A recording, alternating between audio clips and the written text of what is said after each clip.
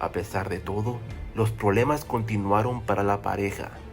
Finalmente llegó el día en que, en uno de sus frecuentes ataques de celos, Agustín simplemente no pudo más y, cegado por la ira, sacó una pistola disparando contra su esposa. Aunque Cuando María Félix tenía 20 años de edad, uno de sus pasatiempos favoritos era escuchar la estación de radio XEW. En cierta ocasión, escuchó una canción que era interpretada por su autor, un señor llamado Agustín Lara. Para María, la voz de aquel hombre le resultó fascinante. En ese momento, ella se dijo a sí misma: yo me voy a casar con ese señor. Entre María Félix y Agustín Lara existían 17 años de diferencia, siendo el compositor mayor que ella.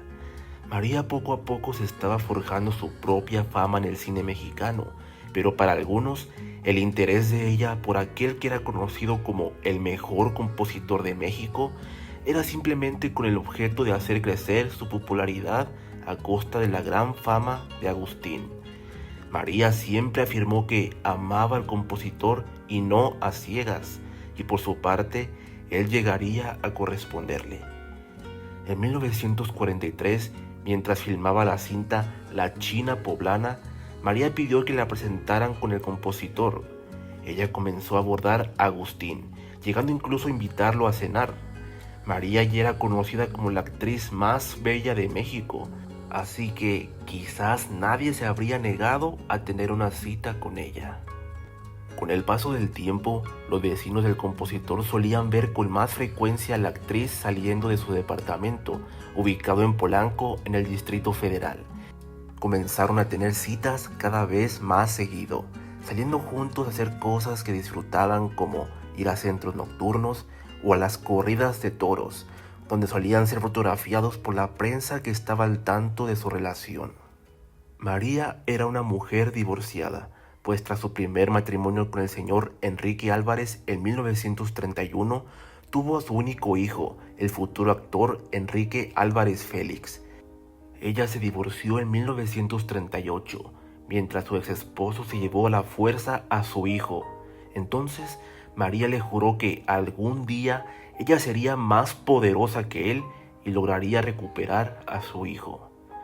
En 1945, finalmente María Félix contrajo matrimonio por segunda vez con Agustín Lara, aquel hombre que conoció por primera vez en una cabina de teléfono en la calle Reforma, donde ambos tuvieron un encuentro nada amistoso, pues al apresurar a que él terminara con su llamada, ambos se hicieron de palabras en plena calle.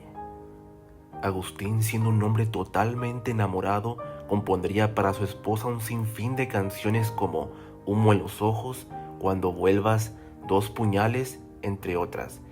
Sin embargo, su canción más famosa para ella se forjó de la siguiente manera. Estando en su luna de miel en Acapulco, al parecer la pareja tuvo una fuerte discusión de las muchas que habrían de tener a lo largo de su matrimonio. En cierto momento, al tener la necesidad de reconciliarse con ella, Agustín se dispuso a componerle una canción. En una de las estrofas, Agustín le dice: habrás tenido muchos amores, María bonita, María del alma, pero ninguno tan bueno ni tan honrado como el que hiciste que en mí brotara. Agustín tituló María Bonita a esta composición, que estrenaría allí mismo en una serenata que organizó para su esposa, contando con el tenor Pedro Vargas como intérprete de la obra, que por siempre se convertiría en una especie de himno a la belleza de la actriz.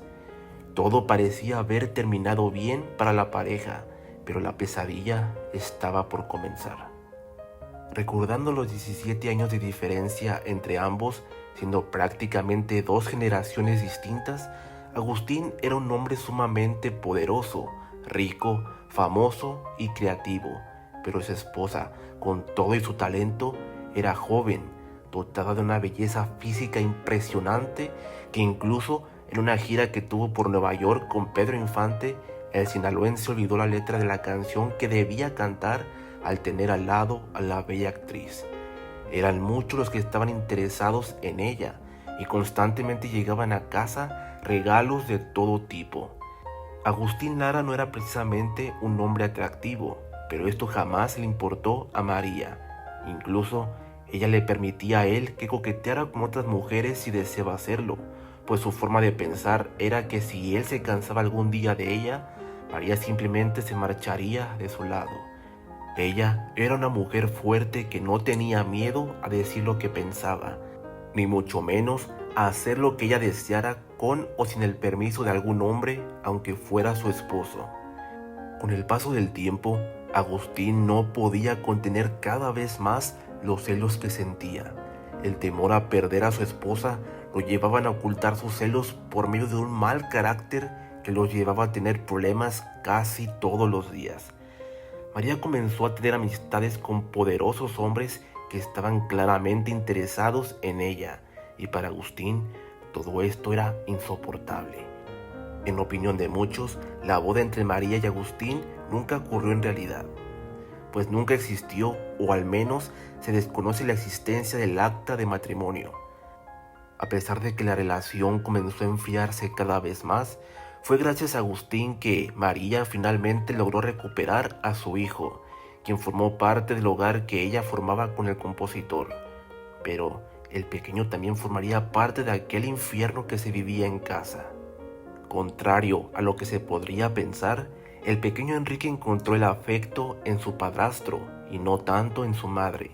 María era una mujer sumamente recia y exigente con su hijo, a quien no dudaba en reprender a golpes cuando él se comportaba de manera incorrecta, siendo siempre defendido por el compositor.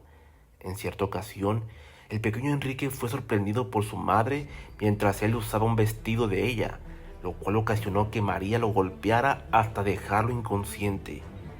Afortunadamente, Agustín llegó a tiempo para proteger al pequeño de las manos de su madre, quien tenía una personalidad fuertemente homofóbica. Para ella, ver a su hijo así fue imposible de tolerar. Agustín tomó la decisión de que lo mejor para el pequeño era vivir lejos de su madre durante algún tiempo. El pequeño fue enviado a Europa a un internado, donde su madre solamente lo visitaba 2 veces al año. A pesar de todo, los problemas continuaron para la pareja. Finalmente llegó el día en que, en uno de sus frecuentes ataques de celos, Agustín simplemente no pudo más y, cegado por la ira, sacó una pistola disparando contra su esposa. Aunque María alcanzó a agacharse, la bala logró rozar peligrosamente su nuca. El sonido del disparo llamó la atención de una persona que, al entrar al lugar del incidente, impidió que Agustín realizara un segundo tiro. Claramente cansada de los celos de su esposo, María escapó a España, dando por terminada su relación con el compositor, quien tiempo después le enviaría un sinfín de cartas de amor pidiéndole perdón. El matrimonio llegó a su fin 3 años después de haber comenzado. A pesar de todo, terminaron como amigos el resto de sus vidas. Agustín Lara se quedó a vivir junto con Elena Durán, una pequeña niña que junto con María habían adoptado durante su relación. Años después, cuando Agustín ya tenía 60 años de edad, le propuso a su hija adoptiva de 17 años que contrajera el matrimonio solamente para darle de qué hablar al público. Su hija, quien siempre lo llamó papá, aceptó la propuesta y se casaron en Madrid, aunque al poco tiempo el matrimonio fue invalidado, pues Agustín seguía legalmente casado con otra mujer con la cual se comprometió años antes. Agustín Lara falleció poco después. Su hija sería conocida como la viuda del Flaco de Oro, y aunque nunca dio detalles sobre su matrimonio con él, siempre aseguró que lo quiso como un padre, cuidando de él en su vejez, tal y como él cuidó de ella en su niñez.